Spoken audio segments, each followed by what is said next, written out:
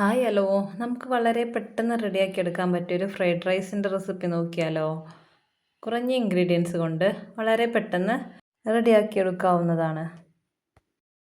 ഞാൻ 2 കപ്പ് ബസ്മതി അരി തൊട്ടാണ് കേട്ടോ ഫ്രൈഡ് റൈസ് ഉണ്ടാക്കാൻ പോകുന്നത്. അതിനായി 2 കപ്പ് വൈറ്റ് ബസ്മതി അരി വെള്ളത്തിൽ സോക്ക് ചെയ്ത് വെച്ചതാണ്.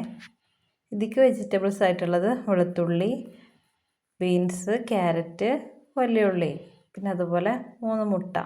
ഇത്രയും സാധനങ്ങളാണ് ഫ്രൈഡ് റൈസ് ഉണ്ടാക്കാനായിട്ട് എടുത്തിട്ടുള്ള വെജിറ്റബിൾസ്. ഇതിൽ കൂടുതലായിട്ട് നിങ്ങളുടെ കയ്യിലുണ്ടെങ്കിൽ എടുക്കാവുന്നതാണ്. ഇനി ഒരു കുഴിയുള്ള പാത്രം വെച്ച് അതിലേക്ക് സൺഫ്ലവർ ഓയിൽ ഒഴിച്ച് കൊടുക്കാം. ഒരു 4 ടേബിൾ സ്പൂൺ സൺഫ്ലവർ ഓയിൽ ഒഴിച്ചതിന് ശേഷം ചെറുതായി കട്ട് ചെയ്ത വെളുത്തുള്ളി ചേർത്ത് കൊടുക്കാം. അതിൻ്റെ കൂടെ ക്യൂബായി കട്ട് ചെയ്ത സവാളയും, ഒരു സവാളയാണ് കേട്ടോ എടുത്തിട്ടുള്ളത്, സവാളയും ചേർത്ത് കൊടുക്കാം. എന്നിട്ട് അതിൻ്റെ കൂടെ തന്നെ ക്യാരറ്റും ബീൻസും ചേർത്ത് കൊടുക്കാം. ഇനി ഇതെല്ലാം നന്നായി ഒന്ന് വാട്ടിയെടുക്കാം. ഒരു 2-3 മിനിറ്റ് നേരം നന്നായി വാട്ടിയെടുക്കാം. ഈ ടൈമിൽ വെജിറ്റബിൾസ് വേവാനായിട്ട് അല്പം ഉപ്പ് ചേർത്ത് കൊടുക്കാം. വെജിറ്റബിൾസ് എല്ലാം ഹൈ ഫ്ലെയിമിലിട്ട് ഒരു 2 മിനിറ്റ് നന്നായി ഇളക്കി വാട്ടിയെടുക്കാം. മൂടി വെച്ച് വേവിക്കരുത്, ഒന്ന് ചെറുതായി ഒന്ന് വാടി വന്നാൽ മതി. ഇനി ഇതെല്ലാം ഒരു സൈഡിലേക്ക് മാറ്റി ഇതിലേക്ക് നമ്മൾ നേരത്തെ മുട്ട ഉപ്പിട്ട് ഇളക്കി വെച്ചത് സ്ക്രാമ്പിൾ ചെയ്തെടുക്കാം.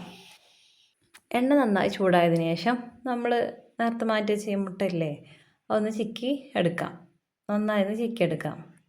മുട്ട നന്നായി ചിക്കി എടുത്തതിന് ശേഷം നമ്മുടെ വെജിറ്റബിൾസിലേക്ക് ചേർത്ത് എല്ലാം കൂടെ ഒന്ന് നന്നായി ഇളക്കി മിക്സാക്കി എടുക്കാം. നമ്മൾ നേരത്തെ സോക്ക് ചെയ്ത് വെച്ച ബസ്മതി അരി വെള്ളത്തിലേക്ക് ഉപ്പ് ചേർത്ത് വേവിച്ചെടുക്കാം. വേവിച്ച് ഊറ്റി മാറ്റി വെച്ചിട്ടുണ്ട്. നമ്മൾ വേവിച്ച് ഊറ്റി മാറ്റി വെച്ച ബസ്മതി അരിയുടെ ചൂട് ചെറുതായി ഒന്ന് മാറിയതിന് ശേഷം നമ്മൾ ചെറുതായി ഒന്ന് വാട്ടിയെടുത്ത വെജിറ്റബിൾസിലേക്ക് റൈസ് കുറേശ്ശെയായി ചേർത്ത് ഒന്നെങ്കിൽ കുടഞ്ഞെടുക്കുക, അല്ലെങ്കിൽ കയ്യിലോട്ട് ചെറുതായി റൈസ് ഉടയാത്ത വിധത്തിലൊന്ന് ഇളക്കിയെടുത്താലും മതി. ഇനി റൈസെല്ലാം ചേർത്ത് കഴിഞ്ഞതിന് ശേഷം മുകളിലായി അല്പം സോയാ സോസും, 1 ടേബിൾ സ്പൂൺ സോയാ സോസും, 1 ടേബിൾ സ്പൂൺ കുരുമുളക് പൊടിയും വിതറിയതിന് ശേഷം നമ്മുടെ റൈസ് ഒന്ന് നന്നായി ഇളക്കിയെടുക്കാം. ഇത്ര പണിയേ ഉള്ളൂ. ഈസി ഫ്രൈഡ് റൈസ് റെഡി ആയിട്ടുണ്ട്. ഇനി ഈ രീതിയിലൊന്ന് ഉണ്ടാക്കി നോക്കൂ.